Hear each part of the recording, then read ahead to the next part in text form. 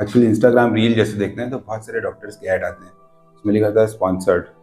पहले वो अच्छी अच्छी चीज़ें बताते हैं, फिर कुछ देर बाद वो अपना प्रोडक्ट बताते हैं, फिर क्लिनिक का एड्रेस, फिर फ़ोन नंबर कि आपको यहाँ पे कांटेक्ट करना है तो मेडिसिन मिलेंगी। इसी के बारे में किसी ने कहा है कि पहले तो मैं नाम बता दूँ तुमको, फिर अपना धाम बता दूँ तुमको, तुम चौक नहीं पड़ना यदि धीमे से, मैं अपना कोई काम बता दूँ तुमको। तो इंस्टाग्राम के ऐड ऐसे ही शुरू होते हैं, और अच्छा भी है, बुरा क्या है, कम से कम लोगों में अवेयरनेस तो आ रही है, कुछ चीज़ों के बारे में लोगों को पता चलता है कि अच्छा ये चीज़ ऐसी होती है, वरना पहले तो ये पता ही नहीं होता था। आप डॉक्टर पास जाएंगे, कंसल्टेशन लेंगे, तब पता चलेगा। तो उस एडवर्टाइजमेंट में आधे पार्ट तो कम से कम एजुकेशनल होते हैं, ये तो फ़ायदे की चीज़ है कि नहीं। फिर अगर आपको डेली केयर से ही सब चीज़ें मिल जा रही हैं तो अच्छा है, अगर आपको सीरियस प्रॉब्लम होगी तो वैसे भी आपको डॉक्टर पास जाना पड़ेगा। तो आज बताएंगे हेयर स्ट्रेटनिंग के बारे में, रिबॉन्डिंग के बारे में, और ये केराटिन ट्रीटमेंट ये क्या होता है, ठीक है। तो हम लोग बात करेंगे आज रिबॉन्डिंग के बारे में। एक्चुअली होता क्या है कि बालों में कुछ लोग जेनेटिक वजह से बालों के टेक्सचर जो है वो डिफरेंट होते हैं। अब हालांकि एक ऐसी दवा आ गई, ऐसा कहते हैं अल्फा इंटरफेरॉन, कुछ दिनों में आ जाएगा मार्केट में, जो जेनेटिक स्ट्रक्चर को बालों के बदल देगा।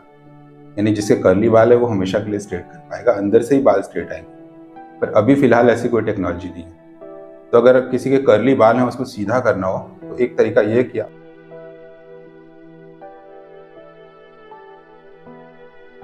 जो हॉट क्लैम्प्स होते हैं उन्हें बालों को थोड़ी देर के लिए फ्लैट किया सकता है, और ये स्ट्रेटनिंग टेम्परेरी रहती है। फिर एक बार वॉश करेंगे 1-2 दिनों में तो फिर आपके बाल वापस नेचुरल तरीके के हो जाएंगे, कर्ली हो जाएंगे। दूसरा तरीका ये है कि जो जेनेटिक वजह से आपके कर्ल हैं वो दरअसल डाई सल्फाइड बॉन्ड की वजह से होते हैं। तो इन बॉन्ड्स को अगर हम ब्रेक कर दें तो बाल सीधे हो जाएंगे, क्योंकि बाल डेड होते हैं। तो एक बार उनके बॉन्ड ब्रेक हो गए तो वो वैसे ही रहेंगे जब तक कि वो पूरे आगे नहीं बढ़ जाते और अंदर से वापस नए बाल नहीं आते। अंदर से जो आएंगे वो आपके जेनेटिक स्ट्रक्चर पे से फिर से कर्ली आएंगे। तो इस तरह से बाल आपके 4 से 6 महीनों तक स्ट्रेट रहेंगे। और इसको कई तरीकों से किया सकता है। तो एक है केमिकल तरीका, कुछ केमिकल क्रीम्स लगाएंगे, उससे आपके बाल सॉफ्ट हो जाते हैं, फिर उसको हीट करके स्ट्रेट कंडीशन में लाया जाएगा। फिर ये कहा जाएगा 1-2 दिनों तक शैम्पू मत करिए, फिर ये कहा जाएगा कुछ खास शैम्पू यूज़ करिए ताकि असर ज़्यादा दिनों तक रहे। अब इसी चीज़ को अलग अलग जगहों पे अलग अलग थोड़ा थोड़ा प्रोसेस बदल दिया गया, थोड़े क्रीम्स चेंज किए गए। बेसिक प्रोसेस यही है कि उन बॉन्ड्स को ब्रेक करना जिसकी वजह से बाल कर्ली होते हैं, पर क्योंकि स्टेप्स बदल गए तो उनके नाम भी बदल गए। तो जैसे साउथ ईस्ट एशिया में इसको रिबॉन्डिंग कहते हैं। दरअसल आप बालों के बॉन्ड ही तो ब्रेक कर रहे हैं, कोई बॉन्ड नए नहीं बना रहे हैं, क्योंकि बाल तो डेड होते हैं। उनके जो बॉन्ड ब्रेक ही हो सकते हैं, आप बना नहीं सकते, बनेगा तो हेयर सेल्स के अंदर। बाल स्ट्रेट भी कराए थे क्या? हाँ, एक बार कराए थे। तो जब कराए थे उसके बाद हेयर फॉल हुआ था? इधर कुछ ज़्यादा बढ़ गया। ब्राज़ील में ब्राज़ीलियन केराटिन ट्रीटमेंट बोलते हैं। वो ये कहते हैं कि हम कुछ केराटिन की क्रीम भी लगाएंगे जिससे कि वो केराटिन अंदर एब्जॉर्ब हो जाएगा, क्योंकि बाल केराटिन के ही बने हैं, तो बालों को थोड़ा सा स्ट्रेंथ मिल जाएगी। और जहाँ ये दोनों फैंसी नाम नहीं है वहाँ पर सीधे सीधे केमिकल स्ट्रेटनिंग बोलते हैं। पर तीनों का जो बेसिक कोर है वो यही है, कुछ चीज़ें लगाएंगे जिससे बाल आपके सॉफ्ट हो जाएंगे, फिर उन्हें गर्म करके एक कंडीशन में लिया जाएगा जिससे कि वो स्ट्रेट हो जाएंगे। पता है क्या आपको? हाँ हाँ, और खाने की टैबलेट है सबकी चेंज होती और भी कुछ घरेलू ट्रीटमेंट करती हैं बाल के नहीं लिए? नहीं, कुछ भी नहीं। बाल सीधा है आपके घुंघराले हैं? नहीं नहीं, सीधे हैं सब। खाली नाम चेंज होता है उसमें। क्योंकि सल्फाइड बॉन्ड ब्रेक करते हैं ऐसा कहा गया है, तो कुछ लोगों ने कहा कि भाई सल्फर बेस्ड शैम्पू मत यूज़ करिए, हमारे ही प्रोडक्ट यूज़ करिएगा। तो जो जहाँ जहाँ ट्रीटमेंट होता है वहाँ स्पेशल शैम्पू दिया था। पर इसमें भी एक सूडो साइंस है। दरअसल बॉन्ड ब्रेक होंगे तो एक्स्ट्रा सल्फर देने से बॉन्ड आपके वापस स्ट्रांग नहीं होंगे, जो बॉन्ड टूट गया सो टूट गया। और जो सल्फर होता है वो सभी शैम्पू में होता है, क्योंकि सोडियम लॉरिल सल्फेट जो है वो सर्फेक्टेंट है जो सबसे सेफ होता है। तो सारे साबुन तेल शैम्पू में होता है।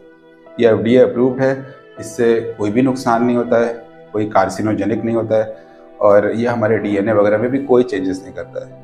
इतना सेफ होता है कि इसको टूथपेस्ट में भी मिलाया जाता है, इसलिए ताकि ये थोड़ा सा सरफेस टेंशन कम होता है। सर्फेक्टेंट मतलब सरफेस टेंशन कम करने वाले एजेंट जिससे कि क्लीनिंग अच्छी होती है और फोम होता है, झाग होता है। तो सोडियम लॉरेल सल्फेट के सारे शैम्पू होते हैं, और अगर आपको कोई स्पेशल प्रोडक्ट बेचना तो आप ये कह सकते हैं कि नहीं, सल्फर बेस्ड शैम्पू मत यूज़ करिए, सिर्फ हमाला वाला करिए। तो ये पूरे प्रोसेस में कुछ प्रोसेस का जो बेस है वो साइंटिफिक है, और बहुत सी चीज़ें उसके चारों तरफ ऐड कर दी गई हैं थोड़ा सा फैंसी मार्केटिंग की वजह से। तो keratin treatment, rebonding treatment, chemical straightening, permanent hair straightening, सब लगभग एक ही चीज़ के नाम है, और इसमें कुछ परमानेंट नहीं होता है, लॉन्ग लास्टिंग होता है। हालांकि परमानेंट होगा मेडिसिन से, जैसा हमने बताया अल्फा इंटरफेरॉन जब मार्केट में आएगा तब लोगों के बाल परमानेंटली स्ट्रेट जाएंगे। हाँ, और ये जो स्ट्रेटनिंग ट्रीटमेंट होता है, तो क्या इससे बालों को कोई बेनिफिट होता है या नुकसान होता है? क्योंकि हम केमिकल्स यूज़ कर रहे हैं और ये बॉन्ड्स ब्रेक कर रहे हैं, तो ये बालों को अंदर से वीक कर देते हैं, जिससे कि बाल टूटते हैं। तो जब भी आप इस तरह के स्ट्रेटनिंग या केराटिन ट्रीटमेंट आप करेंगे तो आप पाएंगे कि अगले कुछ महीनों में आपके बाल ज़्यादा झड़ने वाले हैं। वो दरअसल झड़ते नहीं, बल्कि बीच से ब्रेकेज बढ़ जाता है, पर ओवरऑल ऊपर से शाइन बढ़ जाती है, थोड़ा बाल चमकदार हो जाते हैं, और जो फ्रीजीनेस है वो ख़त्म हो जाएगा, और बाल स्ट्रेट हो जाएंगे, तो उनको आप अलग अलग कई तरीक़ों से स्टाइल कर पाएंगे। तो सिर्फ स्टाइलिंग का एक बेनिफिट है, थोड़ा सा शाइन का एक बेनिफिट होता है, लेकिन ओवरऑल स्ट्रेंथ बालों की कम हो जाती है। पर रूट्स में कोई डैमेज नहीं होता, क्योंकि रूट्स तो स्किन में काफ़ी नीचे होते हैं। जो भी ये सारे ट्रीटमेंट हो रही है ऊपर हो रहे हैं, और ऊपर के जो बाल है वो डेड हेयर हैं, और ये वाले बाल आगे चल के वैसे भी हटने वाले हैं, उसी जगह नए आने वाले हैं। तो ओवरऑल अंदर से आपको कोई परमानेंट लॉस नहीं होता, पर अभी जो बाल हैं उनको थोड़ा सा डैमेज तो होता ही है। तो आखिरी सवाल ये है कि आखिरकार हमें ये करना चाहिए कि नहीं करना चाहिए। तो अगर आपके बाल बहुत ड्राई, फ्रीजी और डेंस हैं और कर्ली हैं, तब तो आपके काम का है ये। अगर आपके बालों की डेंसिटी बहुत कम है, तो आप अफोर्ड नहीं कर सकते कि कुछ बाल और टूट जाएं, तो आपके लिए ठीक नहीं है। वैसे ही थोड़ा स्कैल्प दिख रहा है और आप स्ट्रेटनिंग करने जाएंगे, कुछ और ज़्यादा स्कैल्प दिखने लग जाएगा कुछ महीनों बाद। पर फिर भी क्योंकि कोई परमानेंट डैमेज नहीं है, जो भी चीज़ें हो रही हैं उनका असर 4-6 महीनों बाद चले जाना है, फिर से आपके बाल वापस नॉर्मल होंगे, रूट्स आपके तो नॉर्मल ही रहेंगे। तो इसलिए आप करा सकते हैं, सिर्फ स्टाइलिंग का एक बेनिफिट है। कोई फंक्शन है, कोई ओकेजन है तो करा लीजिए। बहुत आपके बाल रेयर हों, डेंसिटी बहुत कम हो तो नहीं कराना चाहिए। स्ट्रेटनिंग ट्रीटमेंट जो होते हैं बहुत महंगे होते हैं। अगर आप पार्लर में जाएंगे तो आपके बाल कितने ज़्यादा हैं उसके अकॉर्डिंग आपको पैसे खर्च होंगे। 5,000 भी लग सकते हैं, 15,000 भी लग सकते हैं, और ज़्यादा भी लग सकते हैं। पर अगर आप चाहें तो बहुत कम पैसे में इसको घर में भी कर सकते हैं। कुछ क्रीम्स होते हैं जिनको बोलते हैं हेयर स्ट्रेटनिंग क्रीम। इसके 2 पार्ट होते हैं, एक नॉर्मल क्रीम होता है और एक इंटेंस क्रीम होता है।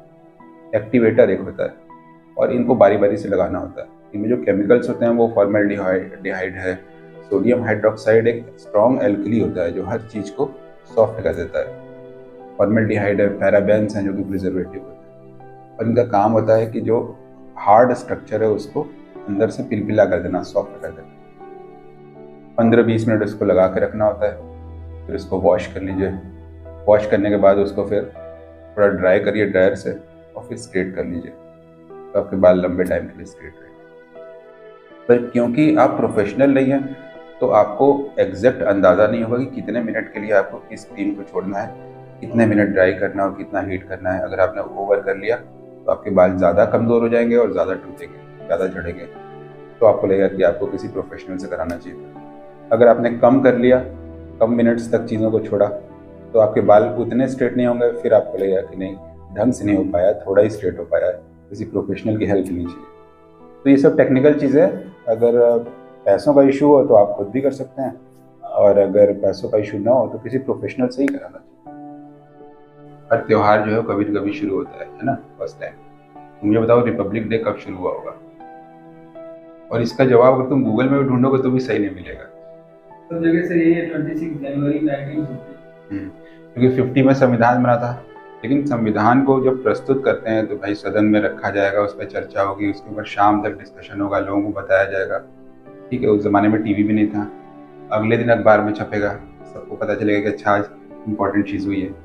फिर 1 साल बाद ये डिसाइड हुआ कि अच्छा इस दिन को हम रिपब्लिक डे के रूप में मनाएंगे। तो सही जवाब है 1951।